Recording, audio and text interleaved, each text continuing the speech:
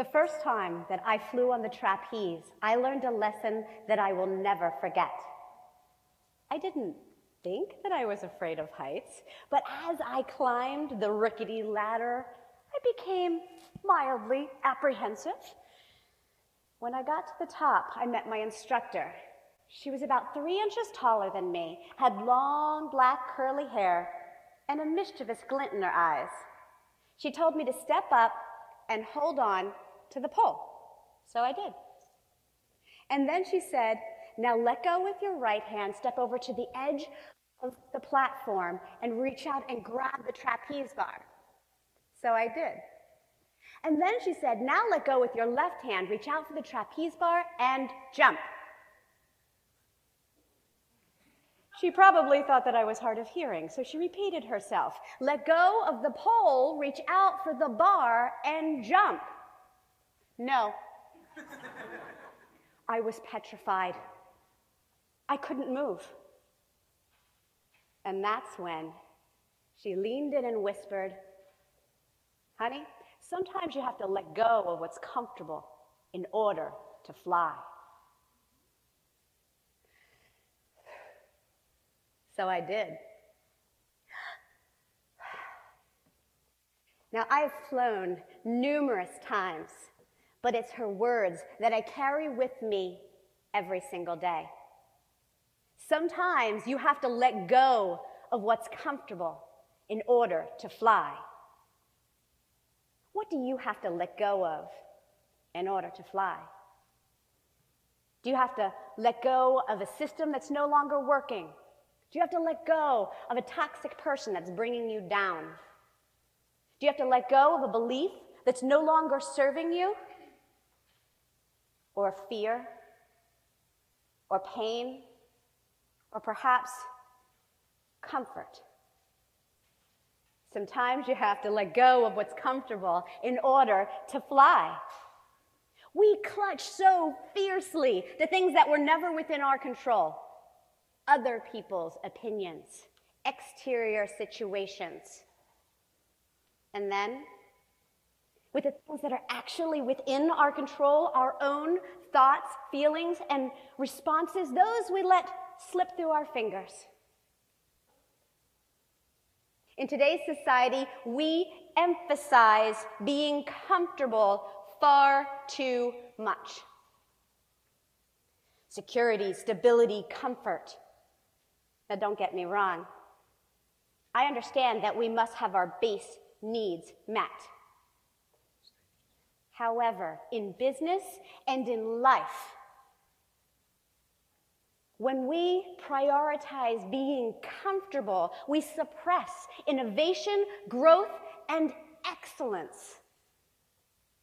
Instead, we have to push, we have to press past the boundaries. We need to take risks. We need to become uncomfortable on a regular basis so that we can get closer and closer to all that we were meant to be. The other day, I was having a conversation with my son. He's really an amazing little boy. Now, technically, I have to say that. He's mine. But he really is. He doesn't always like to do what everybody else likes to do. He doesn't always see the world in the same way. But he is creative and compassionate and talented and at times teased. And he came up and he told me about this particular situation, and I wanted to rush right out and defend him. But I didn't. And then I thought, well, maybe I'll just wrap my arms around him and tell him that everything's going to be okay. But I didn't. Instead, I sat him down and I told him a story. Baby, when Mommy was growing up, she cared a little bit too much about what other people thought. I always wanted everybody to like me. When I was teased, I would change. Do you like me now? When people laughed at me, I would change Do you like me now? Whenever someone had a different opinion from me, I would change. And even up until as recent as just a few years ago, I was presenting to a large audience, and most of the people there, they were laughing when they were supposed to laugh, they were leaning forward, they were clapping, except for one man who was sitting over there. Oh, not you, sir, sorry. But he was sitting in that vicinity. I remember he was leaning back, and at one point, he actually fell asleep. Now, what I should have done was give all of my energy to everyone who was already connecting with me. But I didn't. Instead, I gave all of my energy to him. Do you like me now? It's funny. Later on in the hallway, it was that man who came up, and I'll never forget it because it truly impacted me. He came up to me afterward, and he said, "Sweetie, you looked great up there, but I couldn't hear a word you were saying. My hearing aid died." What? It was in that moment that I understood that we never know what someone else is thinking. We never know what someone else's intentions are. We never know why someone else doesn't like us. It could be because you look like their ex. You don't know. So it's better to let go of our attachment to what other people think and instead embrace who we really are, our unique gifts, our talents, the often messy human condition of who we really are. Because we're each perfect exactly as we are. You're perfect exactly as you are. You're perfect exactly as you are.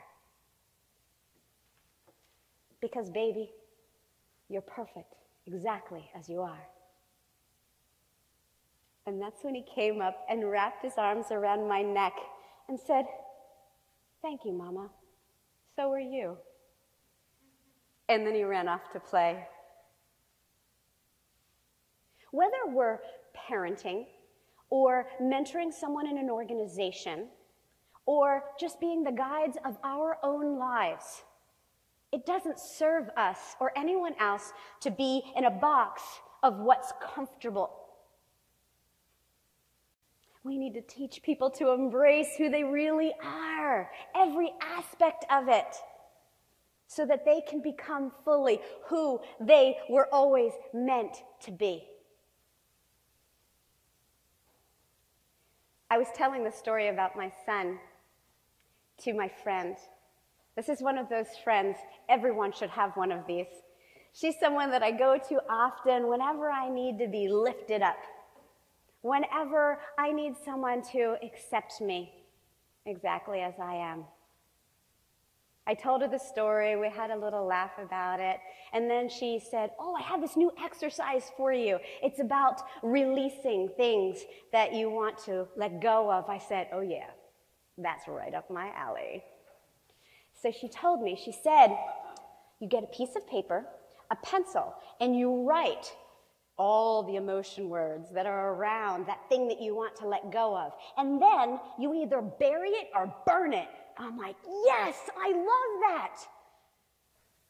Now, it was just around this time when I had had one of those conversations.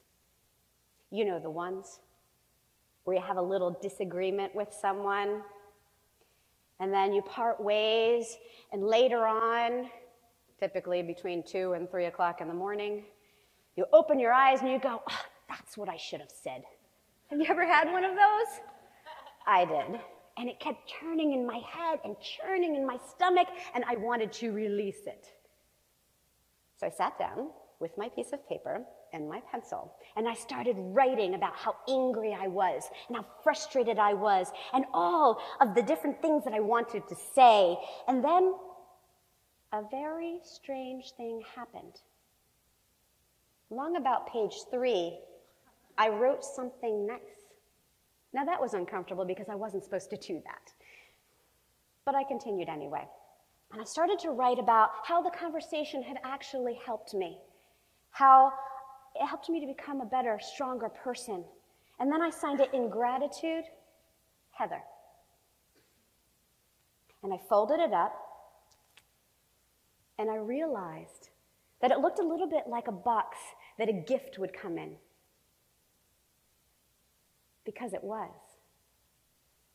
When we can let go of our negative attachment to people, things, and situations while still holding on to the lesson, that's freedom.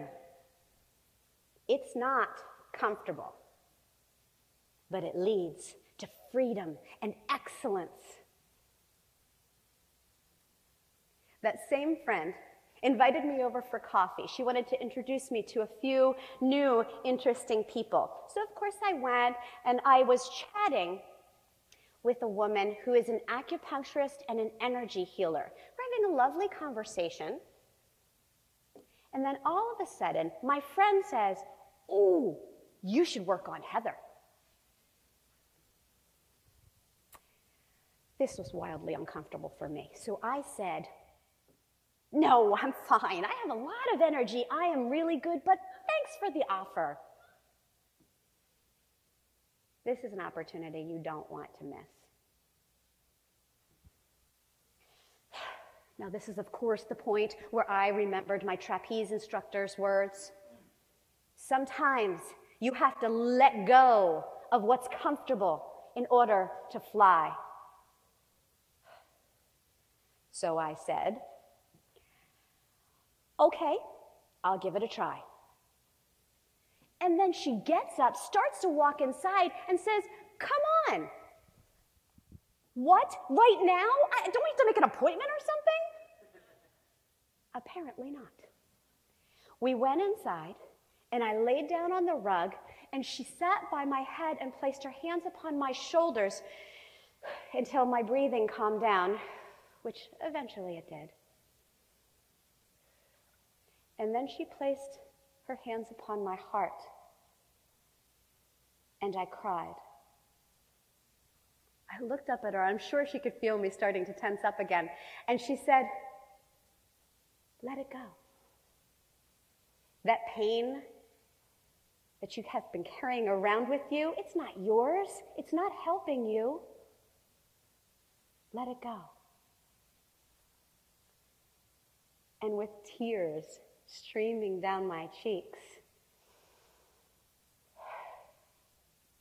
I did. I strive every single day to do something that makes me at least a little bit uncomfortable, because I know that it's going to get me closer and closer to who I was always meant to be. Who were you meant to be? Who were you meant to be? What impact were you supposed to have on the world? And what do you have to let go of in order to get there? Do you have to let go of the need to be right? Do you have to let go of guilt, regret, fear, pain, or that incredible desire to remain comfortable? You're going to watch many additional TED Talks. And when you do, I want you to listen for the point in the story where each speaker lets go of being comfortable. Because that is where you're going to find the lesson. It's your choice. You get to choose. Don't let that choice slip through your fingers. And take it from my trapeze instructor. Sometimes you have to let go of what's comfortable in order to fly.